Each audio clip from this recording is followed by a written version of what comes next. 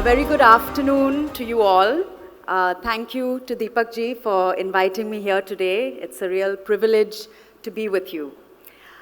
When we talk about furniture, wardrobes, and kitchens, the idea of design, the idea of cost, the idea of efficiency, and increasingly, the idea of scale is important.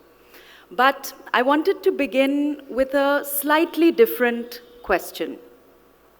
And the question is, what exactly are we scaling? I don't think that India has a scale problem per se. Of course, given China's progress, of course, there are aspirational targets as well as a roadmap that we can follow. But I think importantly, I think we are scaling. But the question is, do we have a model problem? And if we have to really look at where we are today and maybe talk a little bit about how we are approaching things, I think the idea of resource extraction, of linear consumption, of short life cycles are all inputs which are going into framing our approach to output. And obviously scale amplifies whatever model lies under it. And if the model is broken, scale only perpetuates the issue and makes it harder to fix. So the real question is, what model do we want to scale? What's changed in the last few years? Customer expectations have changed. People are demanding to know where products have come from. Importantly, the question that global markets are asking is, how trustworthy are companies that are scaling? And I think that importantly also, a question on capital. How efficiently is it being deployed?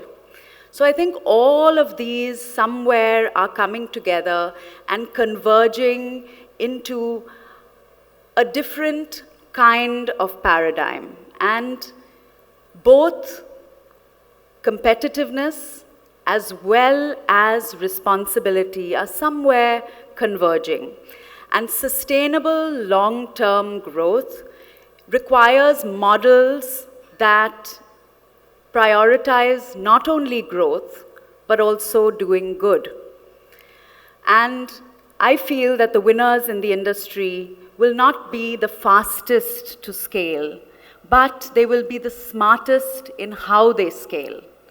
So growth is inevitable, but the model we choose is not.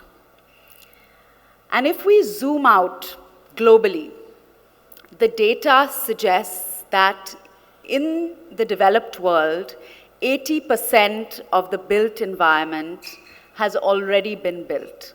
So the question there is, how does one retrofit an existing structure? How does one optimize and undo the mistakes of the past? And how does one move forward from that perspective? However, the situation in India is very different. 70% or over 70% of the built environment by 2050 is yet to be built. So that is a massive, massive opportunity, but also a huge responsibility. Because if we are, we have to be honest to say that we are not inheriting a system, we're actually scripting it. So why can't we script it differently? Why are we just following the prototypes of the West? And why can we not create a uniquely Indian model, which in some senses is looking at more at the future, that the decisions that we make today are really going to impact what the future generations will either have to undo or will be able to benefit and build on. So I think that if we have to really summarize the approach today, it is take, make, dispose. And what if one is looking at, let's say, a mindset that is extractive, the questions that would be asked would be, how much can you build? How much can you consume? How much can you take at the lowest possible cost? And the system is optimized for speed, efficiency, and volume. And to be fair, it has delivered growth, so we can't contest that. But the challenge of the extractive model is that it works till it doesn't work. And importantly, it works by externalizing costs, social costs, environmental costs. So somewhere, we're not really assessing what the true cost is. And over time, what we're actually doing is we're making the system fragile. So what we're beginning to see, and what I believe we must accelerate, is a shift from extractive to regenerative. How do we really design for circularity? How do we ensure that we have longer product life cycles? And how do we ensure that systems are built to replenish rather than to deplete? And it's not really about doing less harm. If we adopt a mindset of cultivate, create, and circulate, the premise of that would be to do more good rather than to do less harm. And I think that should be really the opportunity for us to focus on in the coming years.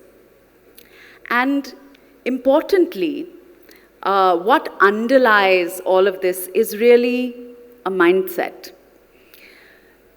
If one has to look at one hand, scarcity thinking. What does scarcity thinking say? ESG is a cost, my business can't afford it. And what, on the other hand, would a regenerative mindset, one that is coming from a point of abundance rather than scarcity, would say, how do we really design systems that optimize for ecological, social, as well as financial value over time? Abundance thinking looks on waste as a design failure, looks on longevity as a value. And importantly, if one can take that into consideration, trust is what compounds over the years. So if we move for a moment to Godrej and look back at our 127-year history, of course, we forayed into many different materials, but I think one of the materials that we feel most comfortable with and that we have developed expertise over the years is steel. And steel is durable, it's infinitely recyclable, it's fit for the Indian climate, which is humid, which has a lot of climatic issues which may be different from the West, and therefore adapting and using appropriate material is important. Secondly, and many speakers have spoke about it today, is the supply chain. The supply chain is really the crux of everything, and businesses at the end of the day can't scale in isolation. Over the last 17 years, we've developed specifically a green cluster program, working with MSMEs to raise the standard not only of their manufacturing, engineering, and quality, but also their green credentials. And today, if we have to look at nearly 81% of our sourcing is indigenous. Today, we are at 34% green. And what we've seen is that when we build capability, we not only build efficiency, but we also solve for sustainability. And if the ecosystem doesn't evolve, industry cannot evolve. And in terms of forward-looking targets for 2032, we've taken a target that 50% of our revenues must come from green products. And green products, as we define it, is where the environmental footprint is what is evaluated. And in furtherance of India's net zero goals, we have a target to move to renewable energy by 40%, to also increase our carbon productivity by 60%, and very, very importantly, to up the domestic green procurement to 80%. And this brings me to our core belief that finally, green has to be good for business. If we can do more with less, then we're able to create an efficiency which scales. Also, if we're using less capital and less resources, we can bring down costs, which can sustain the business model over time. And finally, a very important hallmark is trust. And how do we really compound that trust? And we can only compound it through action. And finally, storytelling is really sustainability that is unscalable. But sustainability that is scalable through the use of good materials, good design, enables consumers to be better able to take decisions that are better for the planet and for themselves.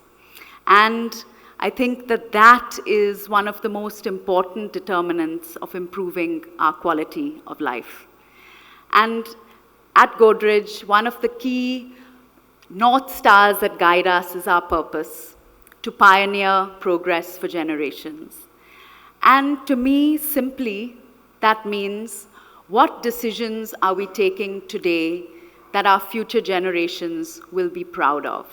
And I think that is something that is important for the legacy also of our industry, because finally the industry may be judged on the products that it makes, but I think importantly, it will be judged on how it made those products.